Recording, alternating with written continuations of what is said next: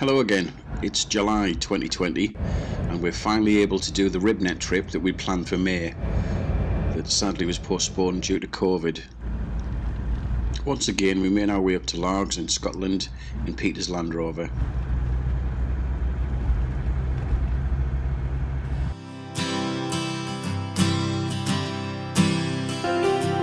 By the time we'd arrived at Largs, the rain had cleared and it was a lovely evening. There were only 4 boats on this trip, 2 small ribs and 2 sibs.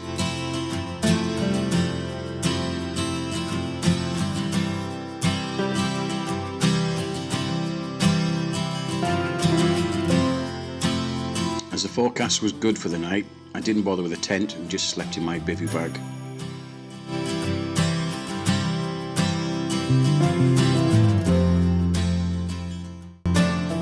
Just a few miles out is Little Cumbria, where we made our first stop to look at the castle.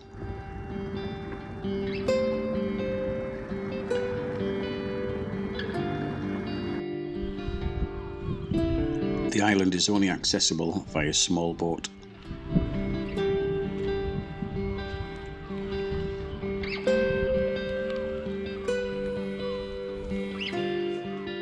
The castle sits on its own island, aptly named Castle Island, which is connected to Little Cumbria via a tidal causeway.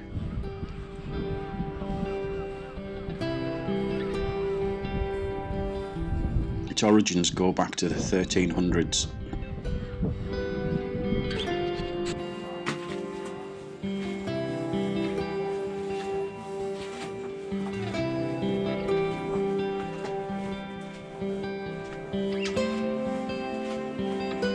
It's believed the castle in its current form was built around the 1500s by a member of the Hunter family, but nobody's actually sure.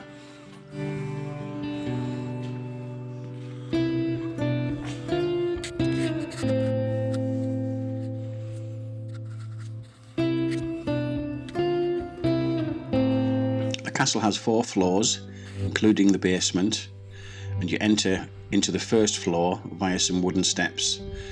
These would have originally been retractable ladders.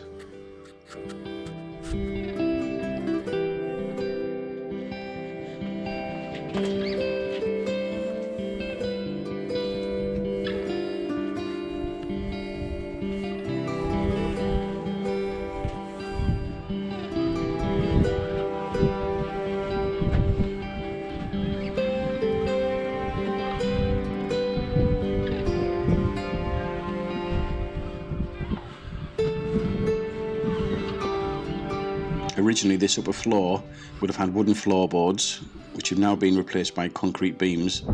It would have also had a wooden pitched roof.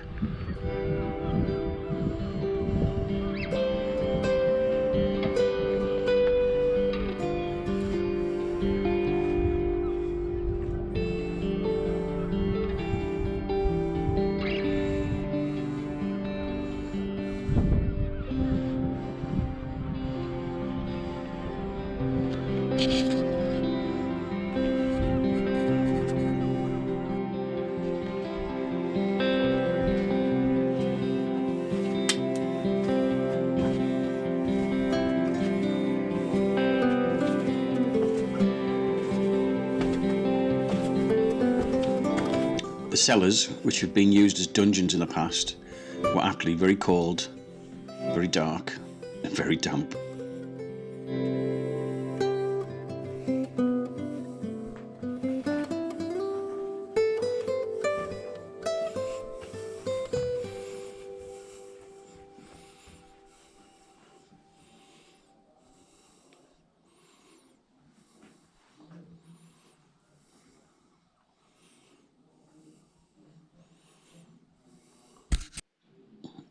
And found the remains of an old wood lathe in the corner.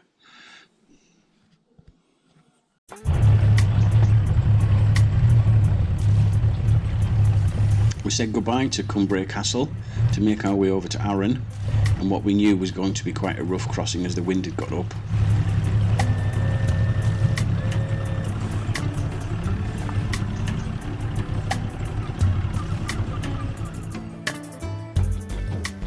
The crossing was wind against tide, which made it very choppy and very wet, and we didn't do any filming.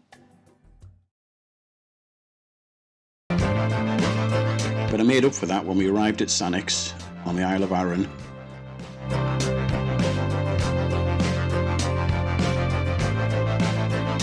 Our campsite was on the east side of the island, so it was sheltered from the relatively high westerly winds.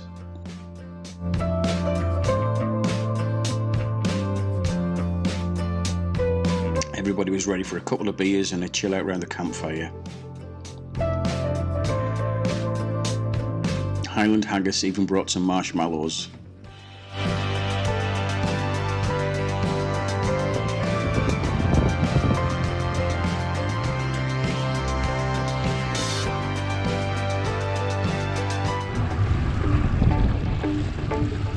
The next morning we packed up and headed down to Brodick for a few supplies.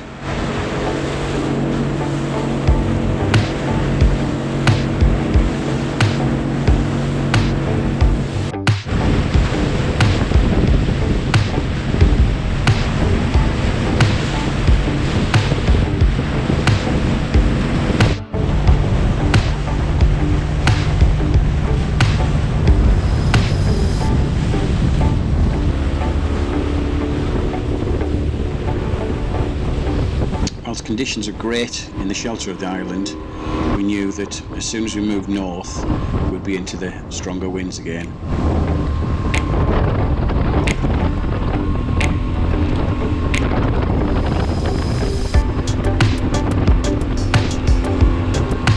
But we just enjoyed the calm conditions and made good time down to Brodick.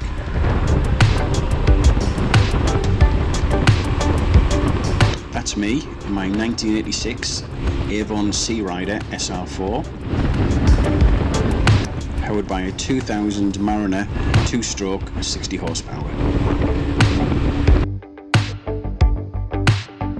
We were even spotted by the Searider Owners Club.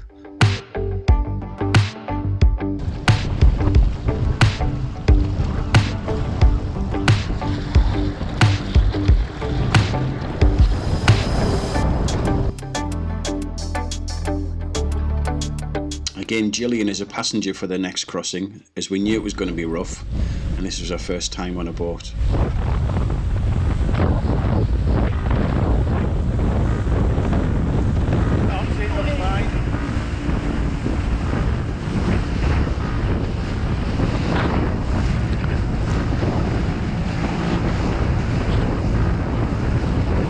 As a group, it was decided not to make the open crossing towards the Kyles of Bute, but instead to head back towards Little Cumbrae and the castle.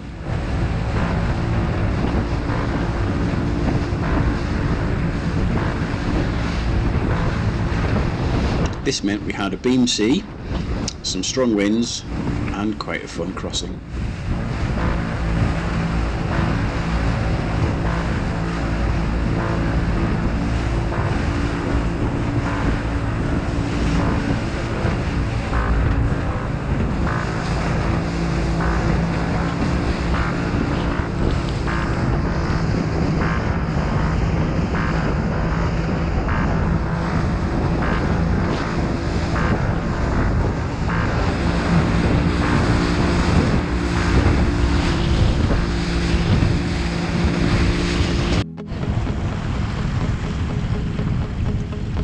We regrouped in the shelter of a bay on the southwest side of Bute.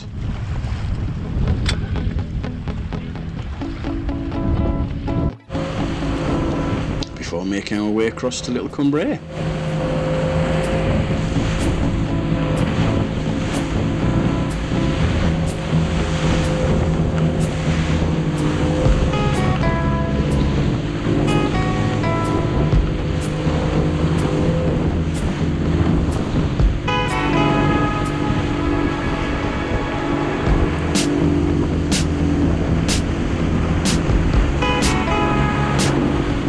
Although it was a following sea, there was nothing to get worried about, just a little choppy, and I enjoyed just making a splash as we went.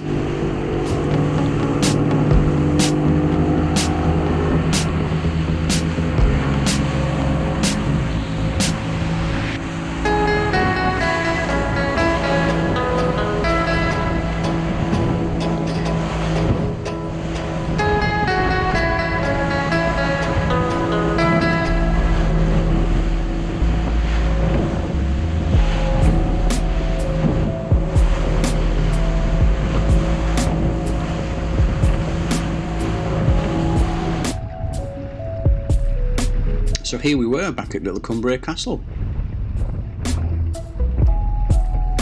We hadn't originally planned to stay here, but it seemed like a good idea now.